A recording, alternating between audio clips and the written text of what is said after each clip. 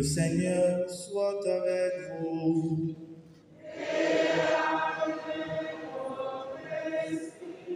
Évangile de Jésus-Christ selon saint Jean.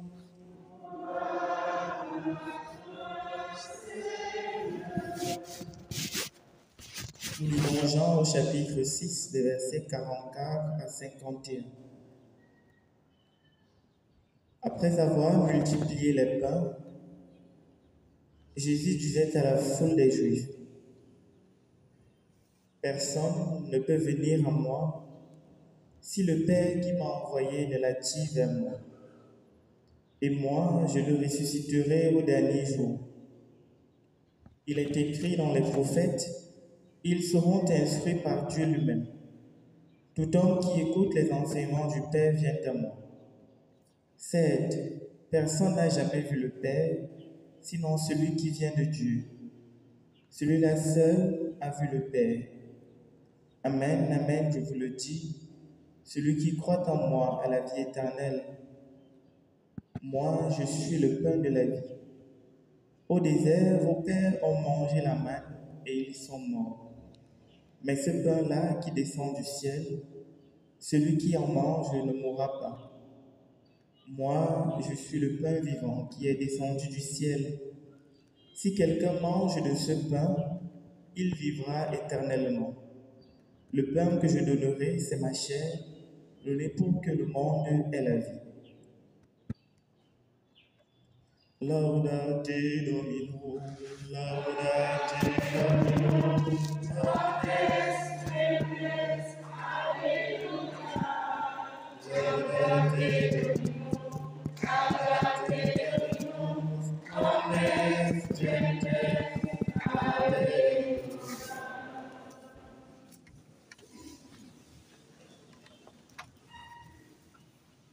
Bien-aimés de Dieu, mes frères et mes sœurs dans le Christ, loué soit Jésus-Christ.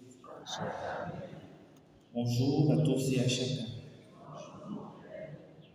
Ce matin, nous lisons les versets 44 à 51 du chapitre 6 de l'évangile de Jean. Jésus, après avoir corrigé les malentendus en lien avec sa personne et sa mission, c'est-à-dire qu'on ne doit pas aller vers lui uniquement pour la recherche du pain matériel, il nous rappelle que la vie chrétienne martyre ne se limite pas simplement à la recherche des signes extérieurs, mais qu'elle prend sens justement dans une vie de foi intérieure.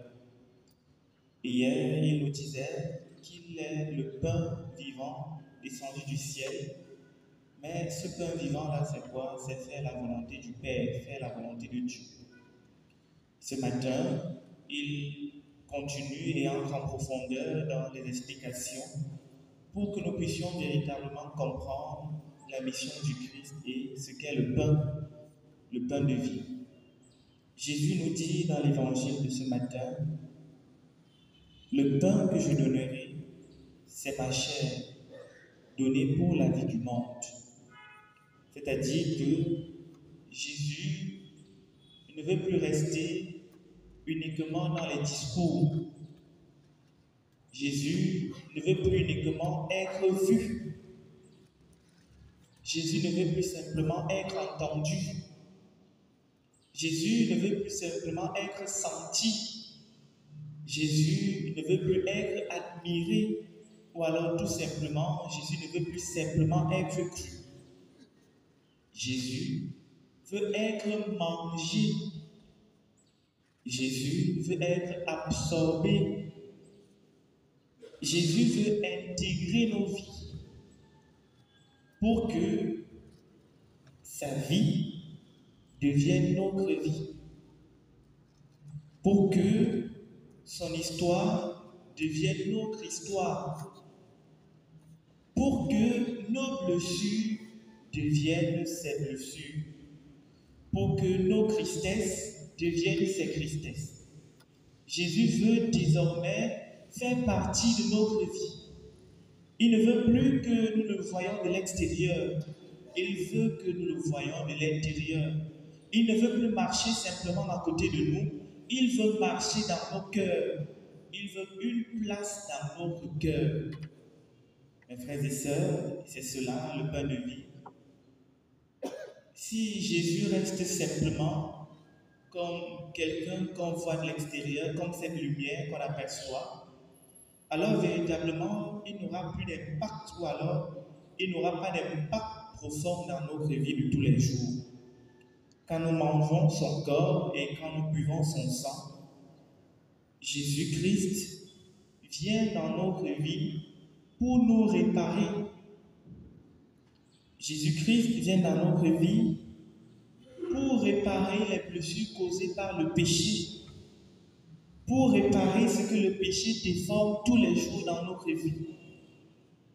Quand nous mangeons son corps et quand nous buvons son sang, Jésus veut nous aider à guérir de nos faiblesses.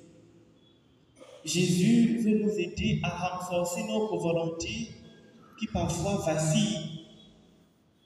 Jésus, mes frères et sœurs, veut nous aider à purifier nos désirs, à enlever tout ce qui n'est pas sain, un peu comme un processus de digestion, pour que ce qui reste ne soit que l'essentiel. Quand nous mangeons le corps, quand nous buvons le sang, Jésus veut nous aider à nous purifier. Jésus veut nous aider à sortir tout ce qui n'est pas sain, tout ce qui nous empêche, qui nous encombre de vivre pleinement notre vie d'enfant de Dieu. Et c'est la raison pour laquelle c'est dans l'Eucharistie que nous trouvons en tant que chrétiens la force d'aimer. C'est dans l'Eucharistie que nous trouvons en tant que chrétiens la force et le courage d'aimer la vérité. C'est dans l'Eucharistie que nous trouvons, mes frères et sœurs, la force et le courage de choisir le bien, même quand c'est difficile. Et justement, mes frères et sœurs, j'aimerais que nous comprenions ce qu'est l'Eucharistie. C'est le lieu de la présence réelle. C'est le lieu de la rencontre avec le Christ. Mais nous sommes tellement comme la foule des Juifs à la recherche des signes, à la recherche des miracles, que nous négligeons la profondeur de la présence réelle. Nous recherchons tellement le sensationnel, le miraculeux, que nous fermons les yeux devant le miracle qui se déroule devant nous tous les jours. Un chrétien qui chaque jour, dans le silence de son cœur, dans la profondeur de sa croyance, vient à la messe, se met à genoux, dans le silence, dans la discrétion, et se confie à Dieu, celui-là n'est jamais déçu. C'est parce que nous ne croyons pas qu'ici, Dieu se donne. C'est parce que nous ne croyons plus que dans la messe, le Seigneur se donne véritablement à chacun de nous, que nos vies semblent parfois être stériles. C'est parce que nous ne croyons pas à la profondeur de la présence de Dieu dans ce mystère que nous avons l'impression que Dieu ne nous écoute pas, que nous avons l'impression que Dieu est silencieux, que nous avons l'impression que Dieu n'agit pas. C'est la raison pour laquelle Jésus a pris le temps dès le début de ce chapitre d'expliquer, de définir, d'élaguer, pour qu'arrivé à ce jour, nous comprenions que la vie chrétienne consiste à manger le corps et à boire le sang du Christ, c'est-à-dire à mettre Jésus à l'intérieur, à ne pas le laisser à l'extérieur. Et tant que Jésus va se limiter au rite, à la simple pratique du corps, alors nos vies ne vont pas changer. Le chrétien, mes frères et sœurs, c'est l'homme de l'intériorité, c'est l'homme de la profondeur. Et c'est la raison pour laquelle aujourd'hui le monde a faim. Nous avons le ventre plein ou les poches pleines, mais nous avons parfois le cœur vide. Nous sommes connectés dans les réseaux sociaux, dans les réunions, dans les associations, dans les relations, mais nous sommes déconnectés de nous-mêmes. on n'arrive pas à faire le point avec nous-mêmes. Tout simplement pourquoi? Parce qu'il nous manque le sens de la profondeur. Nous vivons dans les bruits du monde, les bruits des conversations, mais dans notre cœur, il n'y a pas le bruit de Dieu. Pourquoi? Parce que nous n'arrivons pas à l'écouter. Nous n'arrivons pas à entendre et à comprendre sa parole qui chaque jour résonne dans le silence de notre cœur. Nous vivons malheureusement dans la superficialité. Le plus important est ce que les gens voient. Le plus important est ce que les gens entendent. Le plus important est ce que les gens disent. Le plus important est ce que les gens vont retenir. Et alors, on s'embrouille. Et alors, on fait tout sauf ce qu'on doit faire. Et alors, on accepte tout dans notre vie par peur, par crainte, d'être parfois mis au banc, d'être parfois incompris, de ne pas avoir la même vie que les autres. Pourtant, mes frères et sœurs, la vie chrétienne, la vraie vie chrétienne, la véritable, elle se construit dans la profondeur, dans l'intimité, dans le silence, dans la méditation, dans la compréhension, dans la lutte, dans le combat pour ses valeurs, pour ses principes, pour que rien ne nous fasse flancher, pour que rien ne nous fasse douter, et même si on doute, que rien ne nous fasse tomber définitivement. Mes frères et sœurs, manger le corps et boire le sang du Christ, c'est véritablement dire non à une vie de superficialité. C'est dire oui à la recherche de la profondeur. C'est dire oui à la recherche de l'épaisseur. C'est dire oui à la recherche de la densité. Est-ce que véritablement, lorsque je me perds en tant que personne humaine, j'ai l'impression que je suis quelqu'un de convaincu? Est-ce que véritablement, lorsque je regarde ma vie de foi, ma vie professionnelle, j'ai l'impression que je suis quelqu'un d'assuré, de quelqu'un qui a de l'épaisseur, qui ne court pas au premier bruit? On a entendu qu'on fait les miracles là-bas, je suis déjà parti. On a entendu qu'il y a, je suis déjà là-bas. Qu'est-ce que je cherche véritablement dans ma vie? Est-ce que véritablement, tous les jours, lorsque je viens ici, j'ai la conviction que je ne me trompe pas de chemin? Est-ce que véritablement, lorsque je viens à la messe, lorsque je dis, on me dit le corps du Christ et que je dis Amen, est-ce que véritablement ma réponse est une réponse d'un enfant qui croit en la puissance de son Père qu'il reçoit?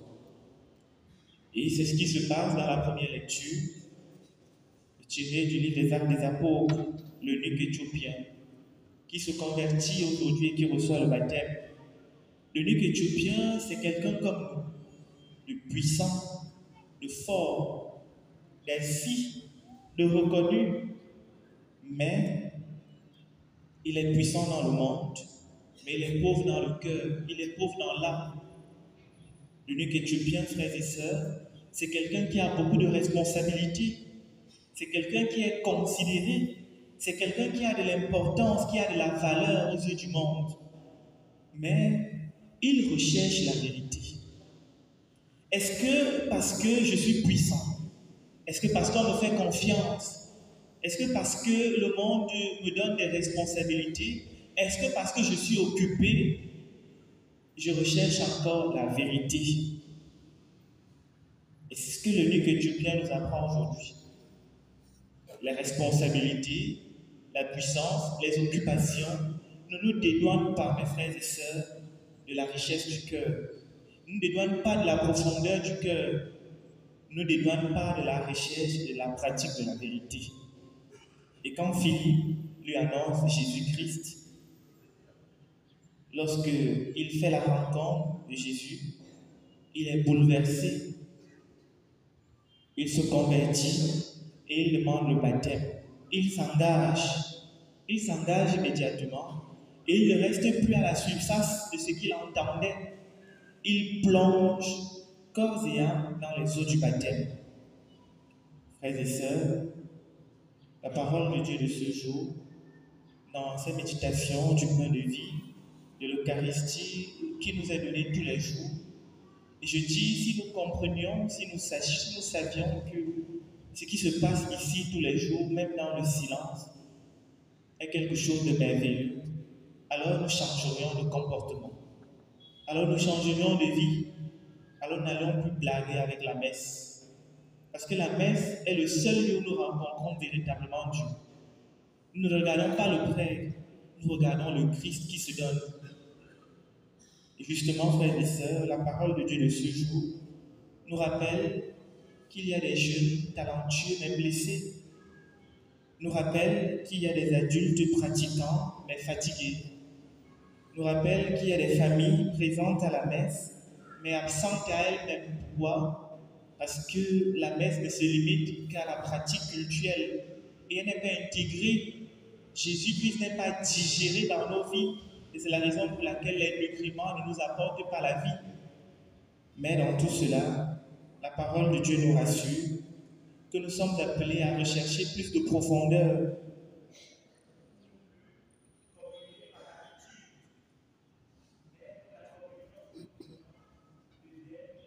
Par conviction, que nous venions à la communion non plus par habitude, parce qu'on se lève, parce que c'est le moment de la communion, mais parce que véritablement nous avons soif du Christ.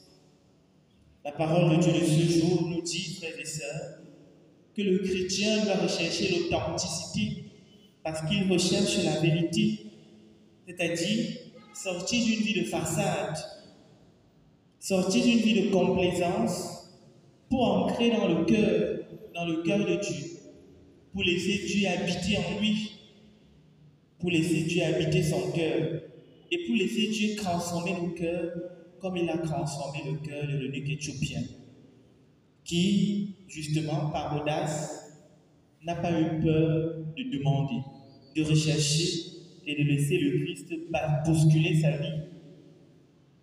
N'ayons pas peur. Le Christ vient pour nous aider. Ouvrons-lui les portes de notre cœur, comme cet eunuque, et repartons dans la joie. Prions-nous, mes frères et sœurs, pour que l'Eucharistie qui nous est donnée tous les jours soit pour nous le remède de notre superficialité, soit pour nous le remède de nos faiblesses, soit pour nous le remède de nos peurs, et que Jésus qui se donne à nous à chaque instant nous aide à être transformés, parce que véritablement ça fait de la peine